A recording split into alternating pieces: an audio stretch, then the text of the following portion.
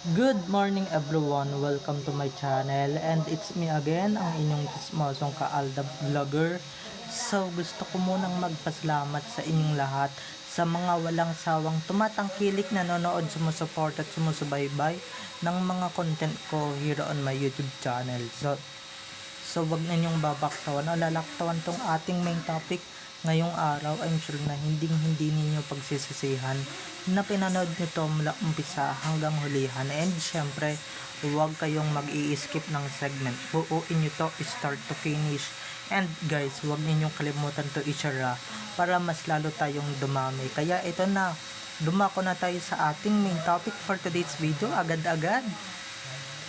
Ito na nga, hindi lahat ng mga videos ni Alden noon, pati itong miniskirt, idadamay ninyo si Catherine, okay?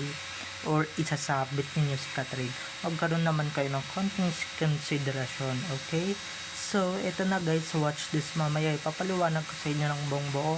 So, ito na guys, watch this. Birthday says, and sexy back by Jane. I love it when girls wear mini skirts.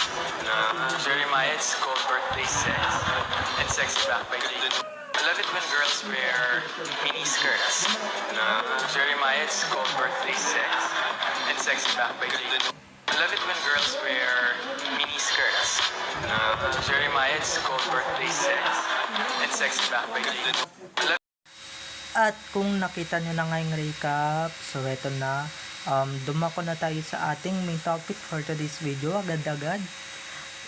Gaya ng sinabi ko kanina guys, eto lumang video na ito kung saan nga sinabi mismo ni Alden na gustong gusto niya yung mga babaeng nagsusuot ng miniskirt. At ito na ngang si Sakang, no, ito na ngang mga fans ni Sakang, ito namang mga fans niya, yung kakaprasong mga fans niya, aba, usapang miniskirt lang, usapang ganun lang guys dinamay na si Sakang or sinabit na agad si Sakang. Grabe, apakakapal ng mukha, diba? Kitang kita nyo naman kung mag miniskirt yung Diyos ko, latang halata naman yung pagkasakang ng babae yun. Latang halata yung pagkabalikong ng binti, no? Hindi diretso. Sinabi lang naman yun ni Alden just because of yun na nga yung mga tipo niya sa babae. Tapos etong mga to nilagyan agad ng caption na magmi-miniskirt lagi si Catherine. Talaga ba? Hello, i-compare nyo man mag-miniskirt si Catherine or si May, mas maganda mag-miniskirt si May, okay? Mas may class, mas may dating. Hindi kagaya yun ni KB na oo nga, nagmi-miniskirt. Kitang-kita nyo naman guys yung pagkasakang, di ba? At halatang halata naman guys na napaka niya, di ba? Hindi bagay sa kanya. Ako personally, nakikita ko na rin yan si Catherine mag-miniskirt or napapanood ko na yan mag-miniskirt. Talagang hindi bagay, di ba? Kasi nga yung mga posture ng binti niya or yung mga ng binti niya, hindi talaga bagay, okay? Tawagin niyo na ako kung ano gusto ninyong tawag sa akin, pero hindi talaga bagay, di ba? Lalong-lalo na nung nanonood pa ako ng ASAP, nung fan pa ako niya, ay naku, talagang halatang halata talaga guys yung binti niya. Mas maganda pa yung mga binti ng mga kasamahan niyang babae dun sa segment na yun. Pero di ba, try ninyo ngayon, tignan niyo yung sa bench, di ba? Yung sa bench pinag-usapan ba yung miniskirt niya, di ba? Hindi pinag-usapan at hindi naging talk of the town. Kasi nga, di ba? Disco, halatang trying hard at halatang ginaya talaga si May. Kayo lang talaga bagay yun, kaso nga, di ba? Medyo may pagka-straight to city soy, kaya hindi siya nagsusot ng mga ganon. Lagi siyang nakamanang lagi. So, ang bagay kay KB talaga guys is mga mahahaba para sa ganun. Hindi naman mahalata yung pagkasakang and pagkabaliko ng binti niya, diba? At huwag sa maglalakad ng pa-cross legs, okay? Talagang mahahalata din naman kahit na magpa-cross siya ng legs yung kung yung paa din naman niya baliko o kaya di ba kung baliko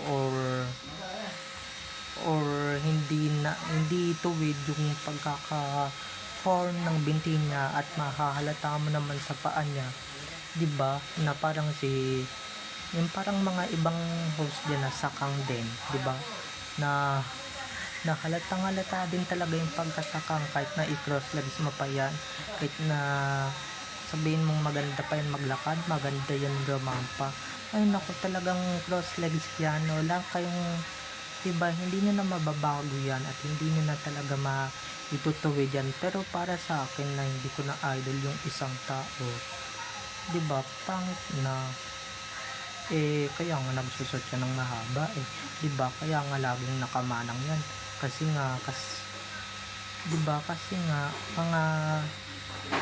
mga ganun yung bagay sa kanyang posture, mga ganung yung bagay sa kanyang mga damit, diba, mga ganung kasuotan yung bagay sa kanya para hindi naman talaga mahalata yung pagkasakang niya, yung pagkapangit ng binti niya, hindi gaya nung, diba, hindi gaya nung iba, yung iba bagay sa kanila, yung iba hindi, diba, kasi yung iba maganda yung posture, maganda yung binti, maganda yung legs, hindi gaya na itong babaeng to na halatang halata talagang lalong lalo na siguro halatang halata talaga yung pagkasakang niya, lalong lalo na siguro nung lumampa siya sa bench, diba, maraming taong nakakita, maraming taong nakahalata ng pagkasakang niya tuloy, diba, o sino yung gumawa ng kahihiyan na yan, kami ba? Diba ikaw?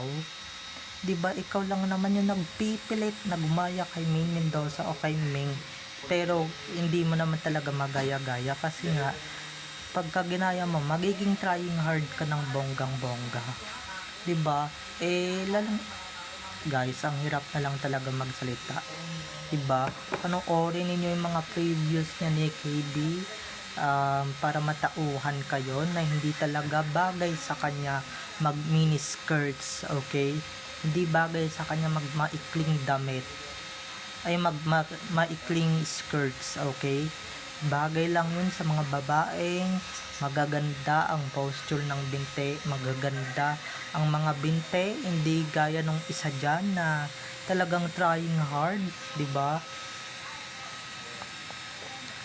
porket sikat ba bagay na sa kanya mag miniskirt, tawagin niyo na ako mapanghusga o mapang-judge, pero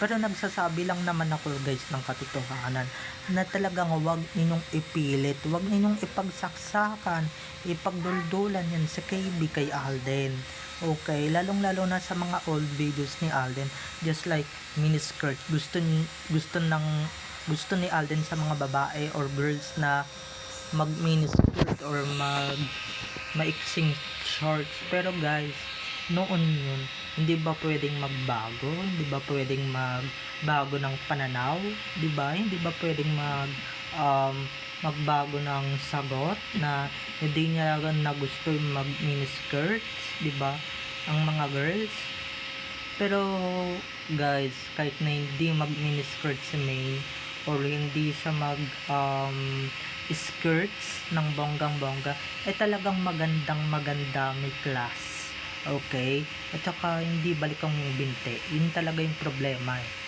diba, okay lang sana mag-skirts kung diretso nga lang yung binti mo at hindi ka sakang na tinatawag, diba, paulit-ulit ko nung sasabihin to, hindi bagay sa mga sakang or sa mga balikong ang binte or pa-criss-cross ang binte ang salitang mini skirts, okay, isaksak nyo yan sa kokote ninyo, hindi lahat ng bagay guys ay iuugnay ninyo or ididikit ninyo, okay, kay KB, wag kayong okay, noon pa niya to sinabi, noon pa to ni Alden sinabi sa isang interview, pero ngayon nagbago na, okay, hindi na siya ganun naghanap sa mga ganung babae or hindi na siya naghahanap ng mga ganun sa babae, okay, ang hinahanap niya na lang ngayon is yung kagaya nga ni May na sobrang tino ng pananamit, sobrang tino ng ng kasuotan, di ba?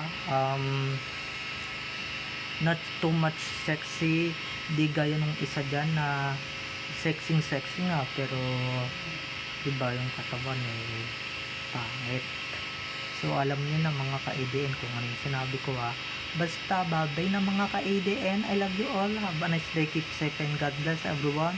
And don't forget to subscribe to my YouTube channel. And syempre, huwag ninyong kalimutan na i-click ang notification bell para sa ganon ma-notified kayo sa mga susunod ko pang i-upload na mga videos tungkol kina Main at Alden, and syempre tungkol sa kanilang mga buhay-buhay inside or outside sa showbiz.